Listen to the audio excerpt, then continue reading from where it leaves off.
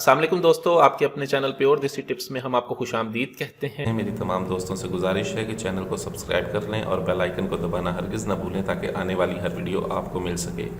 दोस्तों, आज का हमारा जो नुस्खा है रॉड की लंबाई, मोटाई और सख्ती के लिए है। बहुत ज़बरदस्त, बहुत आला नुस्खा है। इस नुस्खे को मुसलसल इस्तेमाल करके रॉड को लंबा, मोटा और सख्त किया जा सकता है। ऐसे तमाम तरफ़रात जिनके रॉड में जान नहीं है, रॉड बिल्कुल लागर हो चुका है, रॉड में कुजी आ चुकी है, रॉड में ताकत नहीं है, तो वो इस नुस्खे को इस्तेमाल कर सकते हैं।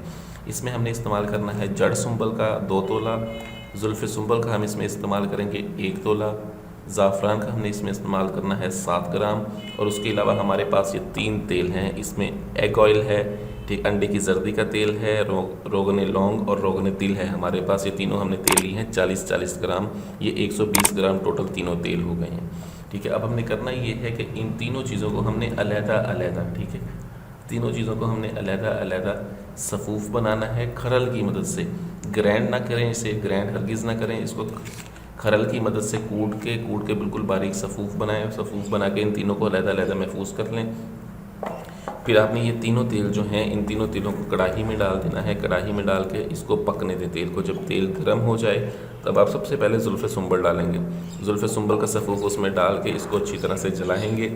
ठीक है, अच्छी तरह से जलाने के बाद जब ये जल जाए तब आप इसमें जड़ सुंबल ऐड कर देंगे। जड़ सुंबल के भी अच्छी तरह से जल जाने के बाद आपने करना ये है, ठीक है, कि ये जब तमाम चीज़ें पक जाएंगी और तेल पक रहा होगा, आपने इसका पाउडर जो है एक एक चुटकी कढ़ाई में डालते रहना है। उबलते हुए तेल के ऊपर डालते रहें।